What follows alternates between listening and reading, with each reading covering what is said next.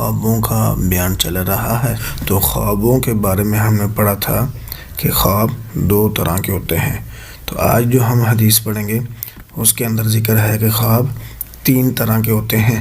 سیدنا ابو ہریرہ رضی اللہ تعالیٰ عنہ بیان کرتے ہیں، نبی صلی اللہ علیہ وسلم نے فرمایا، جب زمانہ قریب ہوگا تو ممکن نہیں کہ مسلمان کا خواب جھوٹا ہو۔ قیامت کے قریب جتنے خواب ہوں گے ہو سکتا ہے کہ وہ خواب جھوٹا نہ ہو۔ تو تم میں سے سب سے سچا خواب اس کا ہوگا جو تم میں سے گفتگو میں اچھا ہوگا۔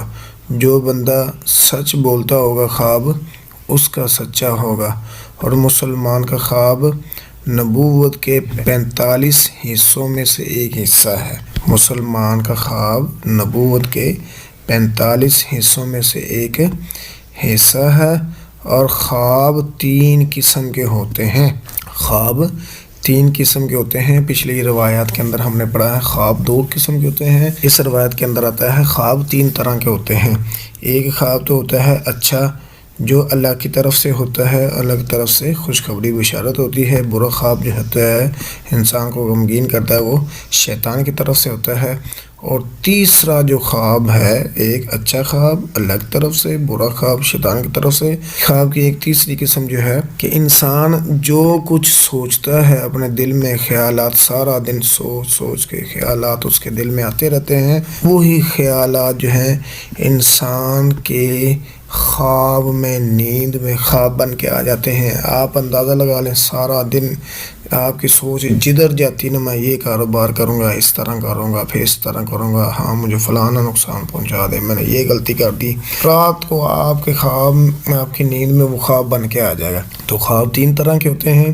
ایک اچھا خواب اللہ کی طرف سے، اور برا خواب شیطان کی طرف سے، اور ایک خیالی خواب ہوتا ہے۔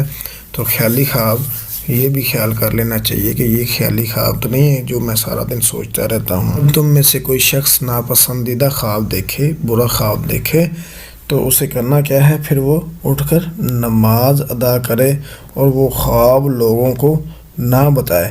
پچھلے ہم نے پڑھا ہے کہ برا خواب آئے تو کیا کرنا ہے۔ ایک تو اعوذ باللہ من الشیطان الرجیم 3 مرتبہ پڑھنا ہے، اور 3 مرتبہ ہی اپنی بائیں طرف جو ہے وہ تھوکنا ہے، اور اپنی کروٹ جو ہے وہ بدل لینی ہے، اور کسی کو خواب بتانا نہیں ہے۔ تو اس روایت کے اندر آتا ہے کہ برا خواب آئے تو اس میں ایک اور چیز ایڈ کر لینی کہ اٹھ کر 2 رکعت نماز ادا کرنی ہے، اور خواب کس کو بتلانا نہیں ہے۔ تو یہ ہیں طریقہ کار۔ اس کا سبق ہے، نبی پاک صلی اللہ علیہ وسلم نے فرمایا، صحیح مسلم کی روایت ہے، لا يدخل الجنت قاطع رحم۔ تو یہ حدیث رسول اللہ صلی اللہ علیہ وسلم نے فرمایا، رشتہ داری توڑنے والا جنت میں داخل نہیں ہوگا۔ لا يدخل الجنت، لا يدخل الجنت، نہیں داخل ہوگا جنت میں قاطع رحم، رشتہ داری توڑی۔ تو رشتہ داری ملا کر رکھنی ہے، یہ نبی پاک صلی اللہ علیہ وسلم کی حدیث ہے۔ یہ رشتہ داری توڑنے والا جنت میں داخل نہیں ہو سکتا۔ آگے ہمارا عربی بول چال کے سبق ہے، یہاں تک ہم نے پڑھ لیا تھا۔ آگے ہم پڑھیں گے هل هذه طائرة، اس کی طرف اشارہ ہے کہ کیا یہ جہاز ہے۔ لا ما هذه طائرة، نہیں یہ جہاز نہیں ہے۔ لکنها، لیکن طیارة، یہ طیارہ مطلب پتنگ ہے۔ هل هذه طائرة، کیا یہ طائرة مطلب جہاز ہے؟ تو جواب لا ما هذه طائرة، نہیں یہ جہاز نہیں ہے۔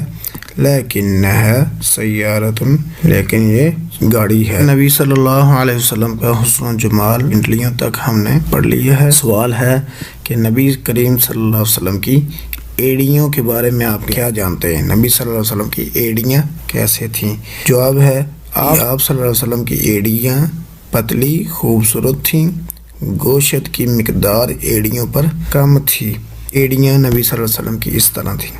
تو آگے سوال ہے، رسول معظم صلی اللہ علیہ وسلم کے پاؤں کا حلیہ بیان کریں۔ آپ صلی اللہ علیہ وسلم کے پاؤں کیسے تھے؟ جواب ہے، رسول اللہ صلی اللہ علیہ وسلم کے پاؤں مبارک متوازن اور گوشت سے بھرے ہوئے تھے۔